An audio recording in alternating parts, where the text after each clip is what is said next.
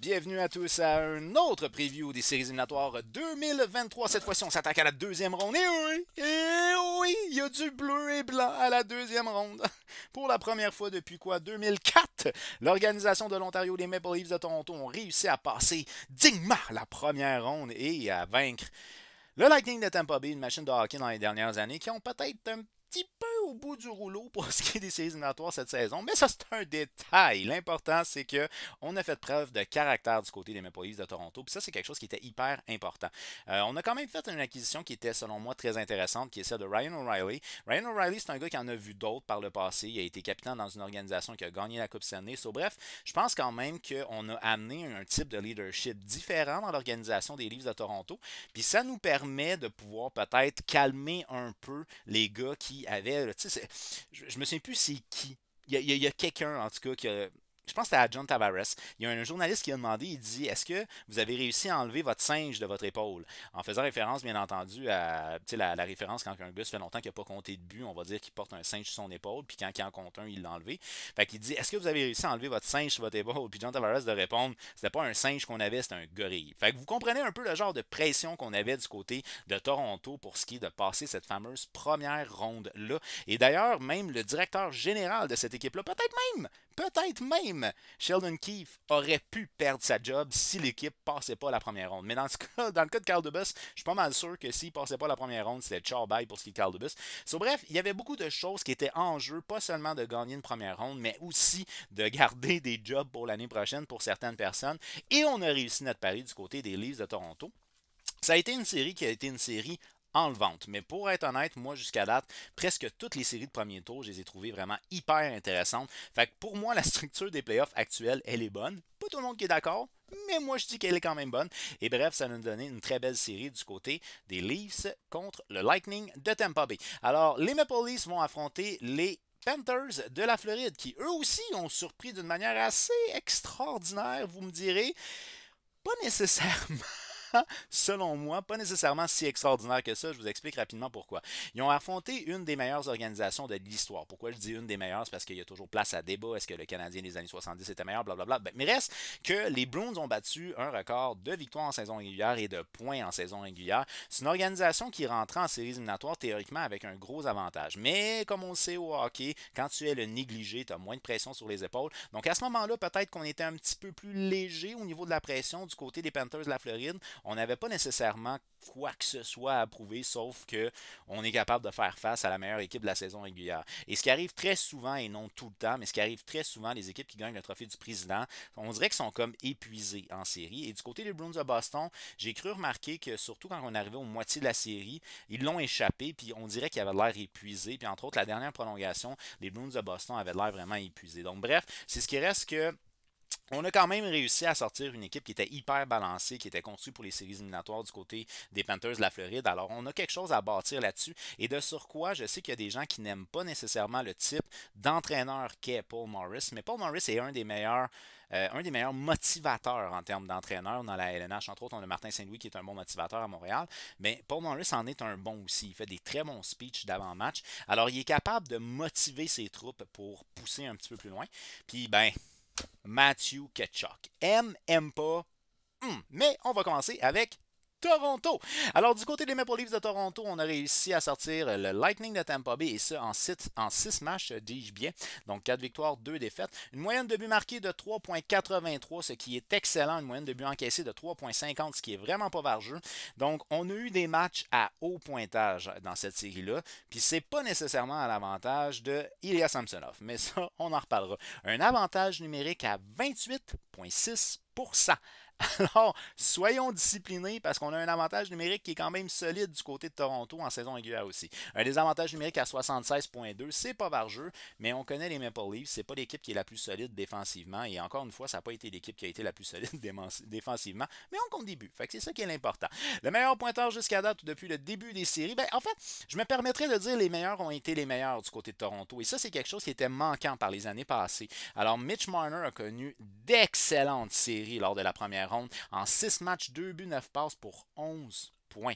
Mitch Marner, qui est un gars qui est utilisé à toutes les sauces, en avantage numérique, désavantage numérique, c'est un gars qui est capable de faire la différence tant qu'il lance pas la rondelle dans les estrades puis qui est dans sa propre zone.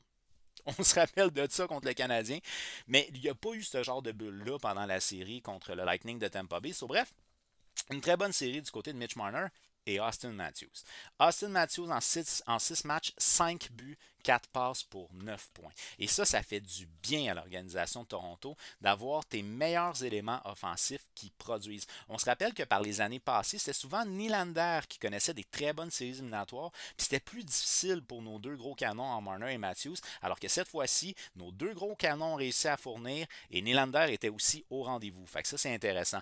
Le défenseur Riley est le troisième meilleur pointeur du côté de Toronto avec 6 matchs. Il a 3 buts, 5 passes pour 8 points, donc quand même 8 points en 6 matchs. Mais je rappelle, c'était des matchs à haut pointage. John Tavares, 6 matchs, 4 buts, 3 passes, 8 points, dont 2 goals. Parce que pour Toronto, le Golden Goal, ça va être celui qui leur a permis de passer à la deuxième ronde. Et c'est John Tavares qui l'a eu en prolongation.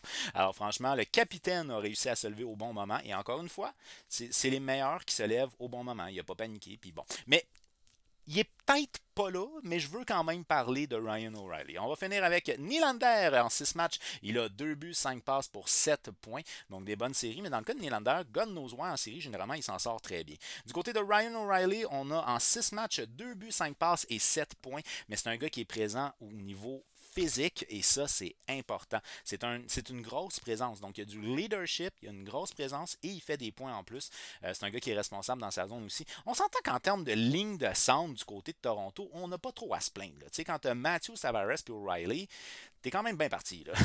Ensuite de ça, on va y aller du côté des gardiens de but. Ilya Samsonov, ça a été plutôt difficile. Donc, on s'est vanté d'avoir la meilleure équipe dans la Ligue. Eh bien, on n'a peut-être pas le meilleur duo de gardiens dans la Ligue. Bref, Samsonov en 6 matchs, 3.14 en termes de moyenne, 900 d'efficacité. Mais je rappelle, Toronto n'est pas une organisation qui joue très solide défensivement. Bref, c'est quand même 3.14, 900 d'efficacité. C'est pas si pire dans la mesure des choses. Par la suite, on y va avec le gardien de but, le jeune gardien de but, Olaf Wall. Un match, 3.0, 800 d'efficacité. Mais ça, c'est un gardien de but recru qu'on veut pas voir garder les buts lors des séries éliminatoires. Alors, du côté des Maple Leafs de Toronto, on a réussi à surprendre puisqu'on a passé finalement la première ronde. Mais du côté des Panthers de la Floride, on a réussi à surprendre puisqu'on a sorti les Bruins de Boston. Et Matthew Tkachuk s'est fait un devoir de nous le rappeler. On était censé de se faire balayer en 4. Eh ben non, finalement, on sort victorieux et ce, en 7 matchs. Ça a été une série intéressante. Intéressante du côté de Boston contre la Floride. Mais en fait, toutes les séries ont été le fun à voir. Je vais dire ça simplement. Toutes les séries ont été le fun à voir. Ça a été un moment très émotif pour le capitaine des Bruins de Boston, Patrice Bergeron, qui a peut-être joué son dernier match dans la LNH. Ça c'est venu me chercher ici. C'était tough, celui-là. Le petit bout où il fait un câlin en marchant, j'ai pas tant aimé. Ben, j'ai aimé, mais j'ai pas tant. Anyways, bon, les Panthers, une moyenne de but marquée de 3.71, une moyenne de but encaissée de 3.86. Vous faites le calcul comme vous voulez, 3.86 encaissé, 3.71 marqué, on encaisse plus qu'on compte. Et ça peut être problématique parce que l'attaque de Toronto est une attaque qui est quand même très puissante. Alors que du côté de l'avantage numérique, on a 25% d'efficacité, ce qui est très bon. On est supérieur quand même du côté de Toronto avec 28,6, mais ce qui est quand même très bon à 25%, considérant entre autres qu'on jouait contre une équipe qui était censée être très solide défensivement. Les nœuds sous le marque ont eu des difficultés, Swayman a eu des difficultés.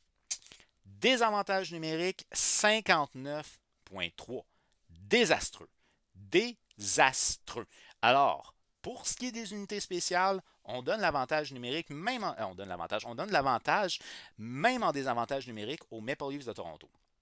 C'est pas un avantage qui est nécessairement notable au niveau de l'avantage numérique, le 28-25, c'est pas si loin, mais au niveau du désavantage, c'est quand même assez notable. Bon, par la suite, en termes des meilleurs pointeurs, ben Matthew Tkachuk a vraiment fait écarquiller les yeux de plusieurs observateurs parce que non seulement il amène son côté dérangeant, son côté physique, mais son talent offensif dans une situation avec haute pression et jeu serré. Alors bref, Matthew Tkachuk a clairement réussi à performer, c'est sûr que bon. On aime bien Barkov aussi du côté de la Floride. 7 matchs, 5 buts, 6 passes pour 11 points. Alors, on a le même nombre de points au niveau de la série de première ronde du côté de Matthew Tkachuk et de Mitch Marner. Mais ce qu'il faut mentionner, c'est que Tkachuk apporte une dimension un peu plus physique quand même que Mitch Marner. Donc, c'est assez intéressant ce qu'on a du côté des Panthers de la Floride avec Matthew Tkachuk, qui d'ailleurs porte le assistant. Et là, on a... Je me permettrais de dire presque une révélation. Le défenseur Brandon Montour, 7 matchs, 5 buts. 3 passes, 8 points. Je suis persuadé qu'au début de la série, si je vous avais demandé qui serait le deuxième pointeur de cette équipe-là après une ronde, vous m'auriez probablement sorti une affaire comme Verhege Barkov, jamais Montour. Mais le défenseur a réussi à connaître une foutue de bonne série. Je ne sais pas si ça va continuer pour ce qui est de la deuxième ronde, j'y souhaite bien, ceci étant dit, mais quand même, là, 8 points, dont 5 buts en 7 matchs, ça a été une excellente première série. Par la suite, le troisième meilleur pointeur, c'est Verhege. En 7 matchs, il a 2 buts, 6 passes pour 8 points. Notre cher Barkov, le capitaine, 7 matchs, 1 but, 5 passes pour 6 points. Et finalement, Sam Reinert, qui en 7 matchs, il a 4 buts, 1 passe pour 5 points. Du côté des gardiens de but, on a fini la saison avec le mi-vingtaine, fin vingtaine, Alex Lyon, qui n'est pas un gardien de but qui a beaucoup d'expérience LNH. Puis il avait bien fait en fin de saison. Par contre, on voit que ça a été plus compliqué en série avec une moyenne de 3,26. 3,26, 902 d'efficacité pour Alex Lyon. Puis on fait confiance à Bobrovsky.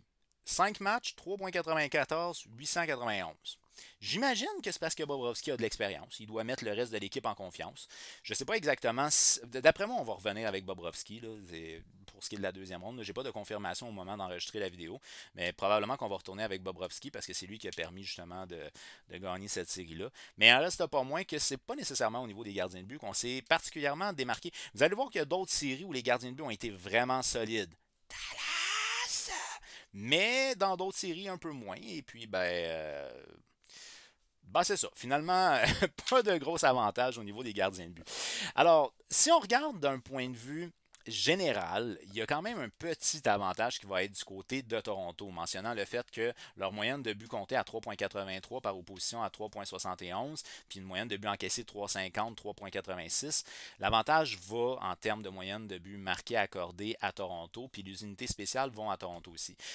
Ça devrait pas être une série qui va être à ce point-là facile, puis je pense pas non plus que du côté des Panthers, on affronte le meilleur gardien de but des séries éliminatoires en Samsonov. Donc ça devrait être une série qui devrait être très offensive, encore une fois. Puis probablement que c'est une série qui va être capable de se rendre assez loin, d'après moi, parce qu'on a deux équipes qui sont prêtes à se battre. Et je rappelle que Paul Morris, l'entraîneur des Panthers de la Floride, est un entraîneur qui est un excellent motivateur. Fait que even though que les Panthers en échappent, il va être capable de remonter son équipe. Alors que du côté de Toronto, on s'est débarrassé de notre gorille qu'on avait sur notre épaule, ce qui fait donc qu'on devrait rentrer en deuxième ronde peut-être un peu plus léger. Mais il faut toujours se rappeler, le marché de Toronto est un marché qui est exigeant et qui pourrait peut-être même amener nos joueurs à bout.